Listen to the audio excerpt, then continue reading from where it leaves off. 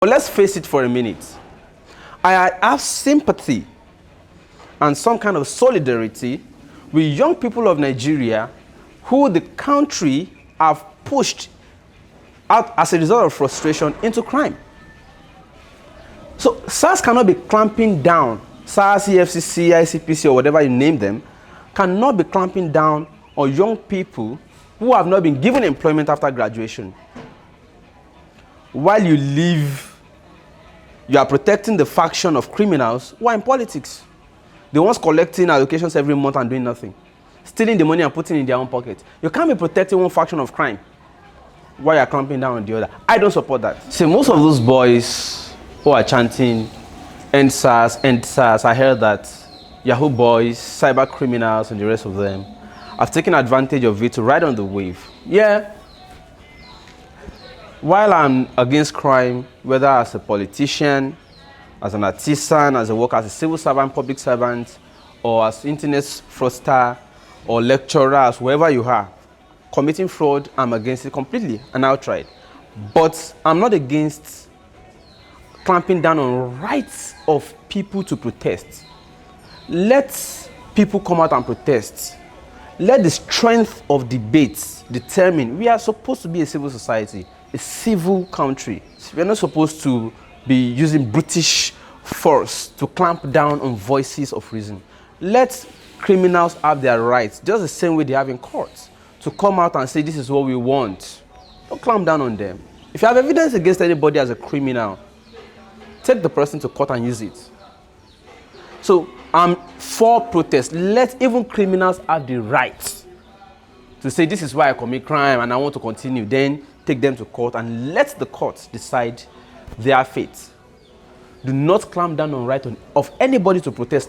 That's where you're running a tyrannical country, authoritarian country, a dictatorial country, and I'm not in support of that. The argument for scrapping SARS, I do not support for a reason.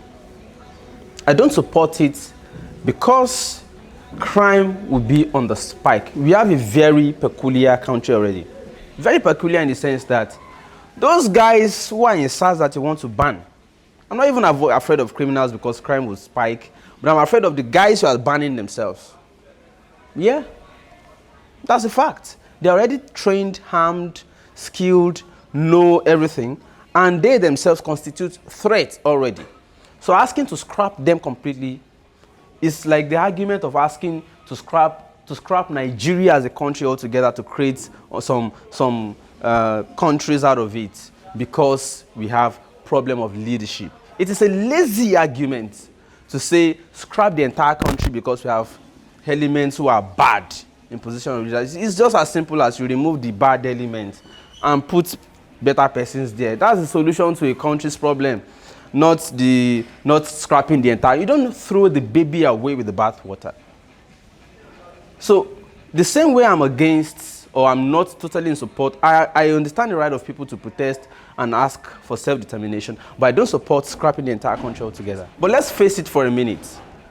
I have sympathy and some kind of solidarity with young people of Nigeria who the country have pushed out as a result of frustration into crime.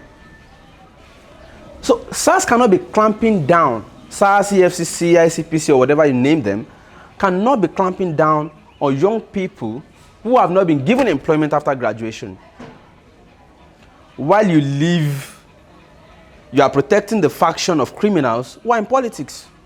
The ones collecting allocations every month and doing nothing. Stealing the money and putting it in their own pocket. You can't be protecting one faction of crime while you're clamping down on the other. I don't support that. And that's exactly where my stance is. But the right of people to protest, you can't take that away. Face it, you cannot take the right of people to protest away. Then invite those protesters, listen to their demands, invite them to table or whatever. Whether on the streets right there, because that's what we call the barricade.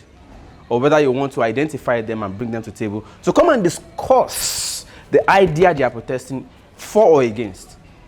But that civil rights, you don't take it, especially when it is a peaceful protest.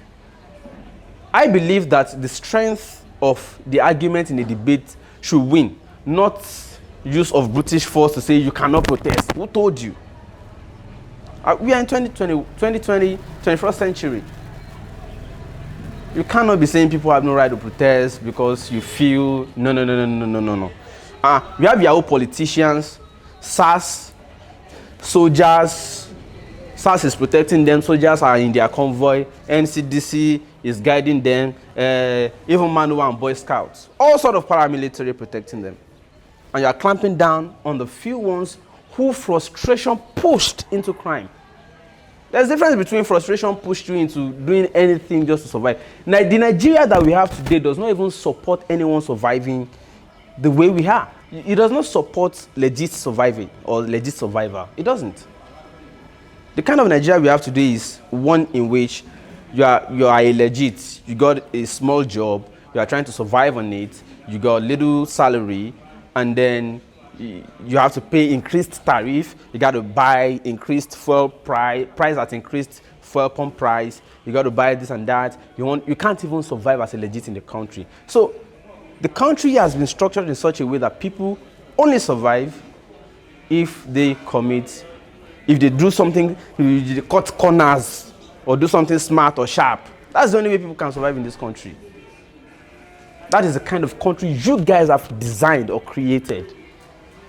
And you are clamping down on people who want to survive. I don't like crime, but somehow, if we protect criminals who are stealing the futures of the young people, we don't also have the moral ground to clamp down on people who just want to survive. And that is exactly my position. Let people protest. Let us debate. I don't support that we scrap SARS altogether. You don't throw the baby away with bathwater. But I don't also think you should protect big criminals and stifle the smaller ones who are only looking for survival. My name is Segun. Let's be objective always.